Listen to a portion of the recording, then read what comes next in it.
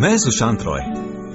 मुझे मुंबई आए कुछ 4 ही साल हुए हैं, पर लगता है कि लोकल ट्रेन में ही पैदा हुआ था। घर मेरा बोरीवली में है। रोज बोरीवली से दादर और दादर से बोरीवली ट्रैवल करता हूं। मुंबई का दिन तो लोगों से घिरा होता है, पर रात का अंधेरा जब अपने ख्यालों के साथ अकेला छोड़ देता है, तब मुलाकात होती है अपने अंदर के डर और खौफ से। जिस लोकल में मैं ट्रैवल करता हूं, रात में उसके पहिए भी थक के सो जाते हैं। तभी शायद सुस्ताने के लिए बोरीवली स्टेशन से पहले कुछ देर ट्रेन रुक जाती है। 1:10 की आखिरी बोरीवली लोकल मुझे अपने घर पहुंचाती है। अगर थकान के मारे आंख लग भी गई तो एक जगह आके खुलती जरूर है। बोरीवली स्टेशन से पहले सीधे हाथ की तरफ आग जलती देखता था। रात का अंधेरा, ना किसी को कभी अंदर आते देखा ना बाहर जाते। फिर ये आग जलती कैसे थी? जवाब तो मिला, पर वो जवाब सवाल बन के शायद हमेशा मेरे साथ रहेगा। कितनी बार हमारे साथ ऐसा होता है, रात में ब्लैंकेट पैरों से हट जाए तो आंख खुल जाती है। कहते हैं मुसीबत उल्टी तरफ से ही आती है। भूत, प्रेत, आत्माएं, इनसे डर तो सबको लगता है। लेकिन अगर मैं आपसे ये कहूं कि मैंने आत्माओं से बातें की हैं, आप अपना सारा काम छोड़ के मेरी बात सुनेंगे?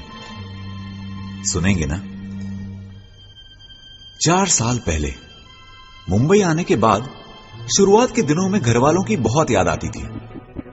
एक वीकेंड प्लान किया था कि बरेली वापस जाके घर वालों को सरप्राइज दूं। निकल पड़ा। घर पहुंचा, घर वालों ने पिकनिक का प्लान बना लिया। मेरी कजन है स्वाति, हमेशा खुश। पिकनिक के लिए भी सबसे ज्यादा वही एक्साइटेड थी। पिकनिक का एक दिन निकल गया। अगले दिन स्वाति गायब हो गई। बहुत ढूंढा, 2 घंटे हो गए। तभी किसी ने कहा, अरे वो बगल वाले कॉटेज में तो नहीं चली गई? हाँ, हो सकता है। बच्चे दिख गए होंगे, खेलने में लग गई होगी ना। सुशांत, जरा देख तो। मैं चला गया स्वाति को ढूंढने। कॉटेज को बाहर से देखा तो लग रहा था कि अंदर कोई नहीं रहता। गेट खोला। स्वाति! स्वाति मिल तो गई, पर क्या वो स्वाति ही थी? स्वाति! एक कोने में घंटों बैठी रहती, हर बात पे रो पड़ती। उसकी आंखें ऐसी जैसी अचानक उसकी उम्र 20 साल बढ़ गई हो। साड़ी दो ना। कभी साड़ी पहनने की जिद करती तो कभी सिंदूर लगाने की। उस खाली कॉटेज से मैं सिर्फ स्वाति को लाया था, या उसके सहारे कोई और भी बाहर की दुनिया देखना चाहता था? इस बात को 4 साल हो गए, पर खाली घर में, सुनसान रास्तों पर या खाली ट्रेनों में हमारे अलावा और भी कोई होता है? इसी सवाल से शुरू होती है मेरी कहानी।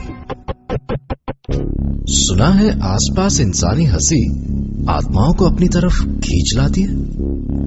बहुत ज्यादा डर भी उन्हें आपके पास आने के लिए उकसाता है। मुंबई की एक बात मुझे बहुत अच्छी लगती है। यहां पर लोगों से बातचीत करने के लिए उनको जानना जरूरी नहीं है, खास करके ट्रेन में। बोरीवली स्टेशन से कुछ पहले जो जलती हुई आग मैं रोज देखता था, एक दिन पूछ ही लिया, ये क्या है इस तरफ? अरे भाई साहब, ये इस तरफ क्या है? अरे कार शेड है, रात में ट्रेन वहीं जाके रुकती है। अच्छा, लेकिन ये जगह कुछ अजीब नहीं लगती? रात में तो हर ही जगह अजीब लगती है। हाँ भाई, रात में ज्यादा इधर उधर मत देखो, सीधा घर निकलो, वरना विनय जैसा हाल होगा। विनय हमारे साथ ही आता जाता था। रात को स्टेशन की तरफ जा रहा था, अचानक उसको लगा किसी ने आके उसका हाथ पकड़ लिया। आसपास तो कोई नहीं था, वो भागा स्टेशन की तरफ। रास्ते में उसे लगा एक हंसी उसका पीछा कर रही है। अचानक कोई आके उससे लिपट गया। बस 6 साल हो गए हैं और अब जाके विनय कुछ थोड़ा ठीक हुआ है। तो भैया सीधा घर निकलो। ये बात यार्ड से होती हुई विनय पे आके रुक गई, पर मेरा सवाल अब भी वही है, उस यार्ड के पास आग क्यों जलती है? अगले कुछ दिनों में ये जवाब मुझे खुद अपनी तरफ खींच ले गया। कहते हैं जब स्पिरिट्स या आत्माएं हमसे कुछ कहना चाहती हैं, तो वो अलग अलग आवाजें निकालकर हमें अपनी तरफ अट्रैक्ट करती हैं। अकेले रास्ते पर चलते हुए पीछे मुड़ के देखने से पहले एक बार ये बात याद जरूर कर लेना। मैं सुशांत रॉय, कोई सवाल मेरे दिमाग में बैठ जाए तो मुझे चैन नहीं आता। ऐसा ही एक सवाल, बोरीवली स्टेशन से पहले सीधे हाथ की तरफ आग क्यों जलती है? क्या है वहां? उस दिन कुछ दोस्त साथ थे। ट्रेन में हमेशा की तरह थकान के मारे मेरी आंख बंद होने लगी। अचानक सुमेर की आवाज आई, सुशांत बहुत भूख लगी है यार, यहाँ स्टेशन के पास एक नया रेस्टोरेंट खुला है, चल चलते हैं। अरे सुमेर, ये कहां ले आया? ये यार होटल तो नहीं लग रहा। अरे तू चल ना। अरे ये तो कब्रिस्तान है यार। अरे सुमेर सुन, अंदर कहां जा रहा है? ये क्या है? सुमेर, सुमेर, क्या कर रहा है तू? सुमेर ने कोई जवाब नहीं दिया। वो बस किसी की कब्र पे मिट्टी डाल रहा था। कुछ हिम्मत जुटा के आगे बढ़ा। उस कब्र में मैं लेटा था।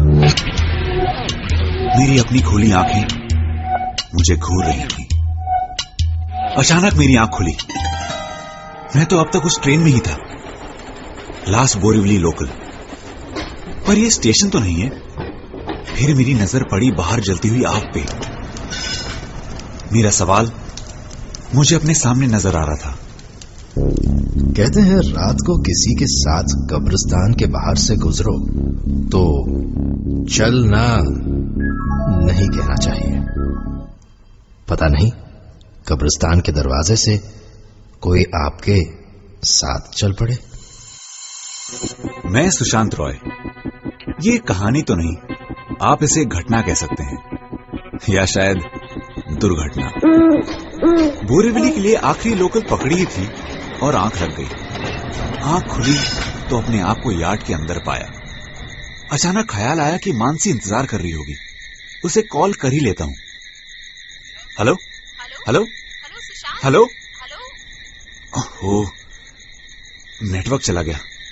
तभी पीछे से आवाज आई, अरे बेटा जरा हाथ तो देना। इससे पहले कि मैं कुछ सोच पाता, हाथ खुद ही आगे बढ़ गया।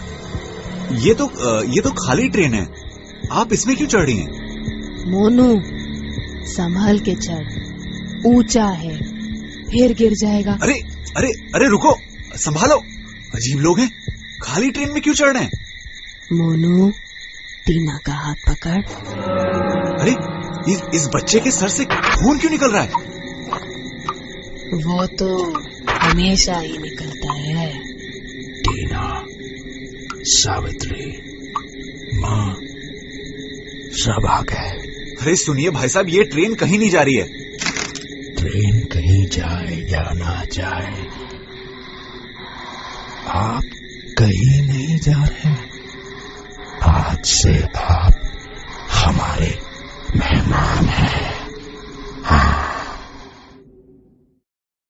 कहते हैं जिस कमरे में किसी की मौत हुई हो वहां शीशों को कुछ समय के लिए ढक कर रखना चाहिए। चांसेस है कि शरीर छोड़ते वक्त आत्मा उस शीशे में अटक जाए। घर तक के सफर में आंख लग गई थी मेरी और ट्रेन पहुंच गई यार्ड में। और मेरे देखते ही देखते लोकल ट्रेन का डब्बा कुछ इंसानों का घर बन गया। पर क्या ये इंसान ही थे? जब उस आदमी ने मुझसे कहा, आप कहीं नहीं जा रहे, आज से आप हमारे मेहमान हैं। हाँ। मैं कुछ समझा नहीं। क्या मतलब? मैं मुड़ के वहां से भागना चाहता था। मुझे पता था मेरे आसपास कुछ गलत हो रहा है, पर डर के मारे मेरे पांव वहीं पर जम गए। अंकल, आज से आप मेरे ही कमरे में रहेंगे ना? प्लीज। वो छोटी बच्ची जिसे वो लोग टीना बुला रहे थे, उसने बढ़ के मेरा हाथ पकड़ लिया और कंपार्टमेंट के दूसरे कोने तक खींचने लगी। अंकल चलिए ना, चलिए। उसके हाथ बर्फ जैसे ठंडे, पथरीले, और उस बच्ची की पकड़ मुझे जैसे लगा उसने मेरी कलाई नहीं मेरा गला पकड़ लिया हो।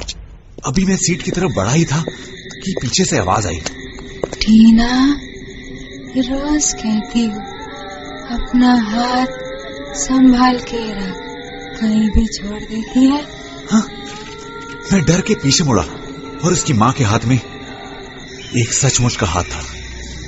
मैंने टीना की तरफ देखा और देखा कि उसका एक हाथ कटा हुआ था। सुना है कोई घर अगर कुछ दिनों के लिए या महीनों के लिए बंद हो तो उसमें आवाज के साथ एंटर करना चाहिए।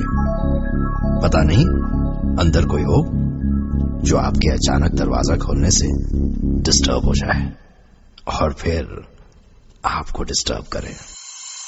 एक बच्ची जिसका एक हाथ कटा हुआ है, फिर भी वो मुस्कुरा रही है। एक आदमी जो कोने में बैठा कब से एक ही चाकू तेज कर रहा है। कहां फंस गया हूं मैं? ना रो पा रहा हूं ना चीख पा रहा हूं। बचपन में जब कुछ अजीब सवाल पूछता था तो माँ कहती थी, अरे बेटा, ऐसे सवाल नहीं करते, खाली दिमाग शैतान का घर होता है।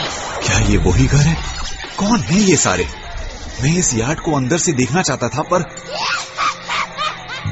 क्या इसके बाद मैं कभी बाहर की दुनिया देख पाऊंगा? ये ख्याल आते ही मेरे कदम खुद ब खुद दरवाजे की तरफ बढ़ने लगे। अचानक उस ट्रेन का पूरा डब्बा गूंजने लगा। अगला स्टेशन जोगेश्वरी, पुढील स्टेशन जोगेश्वरी, अगला स्टेशन गोरेगांव, पुढील स्टेशन गोरेगांव, अगला स्टेशन मलाड। तभी मेरा फोन बजने लगा। स्टेशन मलाड, अगला station hello, Kandivali, railway helpline. पुढील हेलो, स्टेशन हेलो, कांदिवली। यात्रीगण कृपया हेलो। ध्यान दें, ये गाड़ी यार्ड में जाएगी। हेलो, यार्ड में जाएगी, कृपया इस लोकल से यात्रा न करें। यात्री कृपया लक्ष द्या, या ट्रेन में प्रवास करू नका। ही ट्रेन हेलो, हेलो, हेलो। क्या हुआ ये? रुकी हुई ट्रेन में अनाउंसमेंट? क्यों हो रहा है ये सब? कहां भागूं मैं? क्या करूं? लोग कहते हैं सीढ़ियों के नीचे से कभी मत गुजरो।